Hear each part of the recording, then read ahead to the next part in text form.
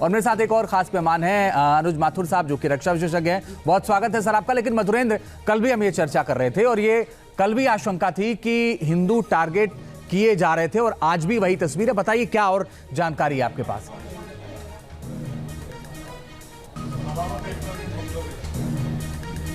देखिए, हिंसा और अराजकता की आग में इस वक्त पूरा बांग्लादेश झुलस रहा है। चटगांव से आई हुई तस्वीरें हों या ढाका की, इस बात की तस्दीक कर रही है कि किस तरह से अल्पसंख्यकों पर लगातार हमला हो रहा है। मंदिरों को तोड़ा जा रहा है, इस्कॉन पे हमला हुआ है, इंडिया का जो कल्चरल सेंटर है उस पर अटैक किया गया है। जहां जहां हिंदू अल्पसंख्यक हैं उन पर हमले किए जा रहे हैं, उनके घरों में घुसा जा रहा है, महिलाओं के साथ बलात्कार किया जा रहा है, उनके घरों को लूटा जा रहा है। और जो तस्वीरें हम दिखा रहे हैं ये तो चंद तस्वीरें हैं, ऐसी हजारों तस्वीरें हैं जो कि किसी कैमरे में कैद नहीं है। लेकिन वहां पर जख्मी जो लोग हैं, खासतौर पर जो अत्याचार और खासतौर पर इस तरह के हिंसा के शिकार लोग हैं, उनकी संख्या हजारों में बढ़ती जा रही है। और यही चिंता का सबसे बड़ा सबब है इस वक्त भारत सरकार के सामने भी। इसी कारण कल रात सीसीएस की बैठक में एक अहम मुद्दा था अल्पसंख्यकों को लेकर, और आज भी जो पार्लियामेंट में ऑल पार्टी मीटिंग हो रही है उसमें भी एक अहम मुद्दा है, जिस पर डॉक्टर जयशंकर विदेश मंत्री जो हैं वो तमाम दलों को आगाह कर रहे हैं कि बांग्लादेश की स्थिति किस तरह बद से बदतर हो चली है। ये सिर्फ शेख हसीना के वहां से मैं लौटूंगी आपके पास। एक बड़ी खबर इस वक्त अपने दर्शकों को बता दें, ये बड़ी खबर इस वक्त आ रही है। भारत में भी मीटिंगों का दौर चल रहा है।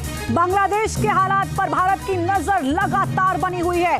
इस बीच खबर यह कि संसद भवन में सर्वदलीय बैठक शुरू हो गई है। बांग्लादेश में जो हालात बने हुए हैं लगातार उनको देखते हुए विकास चंद्रा इस वक्त हमारे साथ जुड़े हुए हैं। विकास, देखिए, कल शाम 6 बजे शेख हसीना इंडियन एयरवेज पहुंची, रात उनकी यहीं गुजरी है। आज वो कहां रवाना होंगी, कहां से उनको हरी झंडी मिलती है, देखना होगा। लेकिन इस बीच भारत की पहली प्राथमिकता क्या आपको नजर आती है?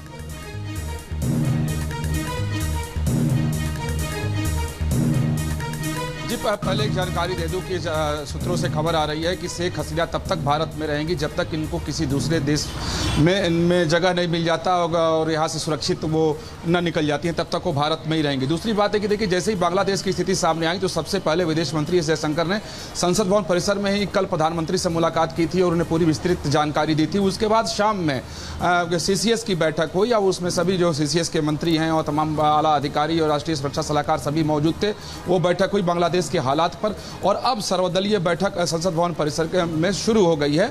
और इस बैठक को विदेश मंत्री इस बैठक में पूरी विस्तृत जानकारी सभी दलों के नेताओं के सामने रखेंगे कि बांग्लादेश के क्या हालात है, भारत की तरफ से क्या कदम उठाए जा रहे हैं, जाएंगे और जा रहे हैं, और किस तरीके से एहतियात भारत बरत रहा है। क्योंकि मामला विदेश का जब आता है तो बहुत फूंक फूंक कर कोई भी सरकार कदम उठाती है। तो यहाँ कल मांग हुई थी कांग्रेस की तरफ से कि सरकार ये जानकारी दे कि बांग्लादेश विकास बने, हम लौट रहे हैं आपके पास, लेकिन आप बड़ी जानकारी दे रहे हो। बड़ी और अहम जानकारी विकास चंद्र ने यह दी है कि जब तक किसी दूसरे देश से उनको हरी झंडी नहीं मिल जाती तब तक शेख हसीना भारत में सुरक्षित तौर पर रहेंगी। सूत्रों के हवाले से विकास चंद्र बता रहे हैं। अनुज माथुर साहब, इस पर क्या आपका रिएक्शन है? क्योंकि अभी ये साफ हो गया है, सूत्रों से ही है लेकिन साफ हो गया है, और क्या रणनीति होनी चाहिए फिलहाल अभी जो स्थिति अभी बनी हुई है बांग्लादेश में?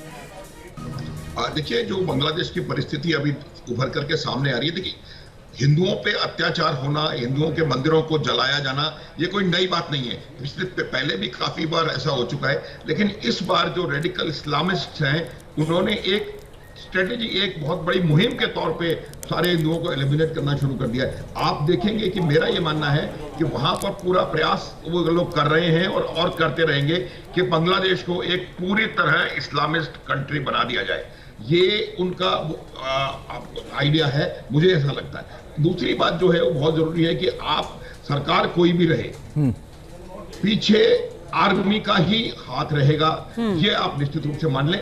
लेकिन आप जैसा अभी अब हम लोग देख रहे हैं, आर्मी वाले भी कुछ इस समय कुछ नहीं कर पा रहे हैं। इतना उन्माद, इतना आक्रोश, इतना गुस्सा भीड़ में है। न्यूज नेशन अब व्हाट्सएप पर खबरों के ताजा अपडेट के लिए न्यूज नेशन के इस क्यूआर कोड को स्कैन करें।